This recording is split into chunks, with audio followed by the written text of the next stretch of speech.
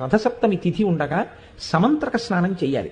మంత్రం లేని స్నానం మీరు చేశారనుకోండి, అది కాకి స్నానం అని పిలుస్తారు. దానివల్ల ప్రయోజనం ఏమి ఉండదు. జిల్లేడాకులు రేగుపళ్ళు తల మీద పెట్టుకుని నేను పోసుకున్నానండి అన్నారనుకోండి, దానికి ఏం ఉపయోగం ఉండదు. సమంత్రకమే చేయవలసి ఉంటుంది స్నానాన్ని. దాన్ని మంత్రస్వరూపాన్ని ఏం చేస్తారంటే అందరికీ అందుబాటులోకి తీసుకురావడం కోసం మంత్రం అంటే అంగన్యాస కరన్యాసాలు ఉండాలి, ఒక ఉపదేశం ఉండాలి. ఇవన్నీ మళ్ళీ అందరికీ ఎలా అందుబాటులోకి వస్తాయి? మళ్ళీ అందరూ దీని ఫలితాన్ని ఎలా పొందుతారు? ఇప్పుడు ఆ మంత్రాన్ని శ్లోక రూపం చేస్తారు, అంటే ఇంకా అనుగ్రహిస్తారు.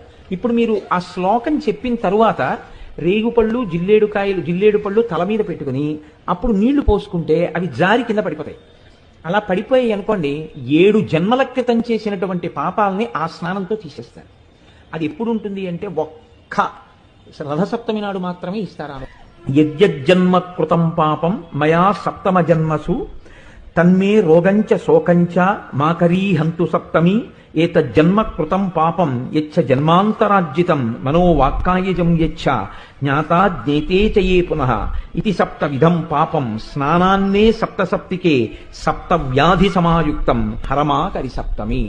7 జన్మలలో 7 రకాలుగా చేసినటువంటి పాపముల వలన నేను పొందబోతున్నటువంటి 7 రకములైన భయంకర వ్యాధులు ఏ ఉన్నాయో వాటితో సహా ఓ సప్తమి, నేను ఈ రోజు ఉదయం చేస్తున్నటువంటి ఈ స్నానము చేత ఆ దురితము తొలగుగాక.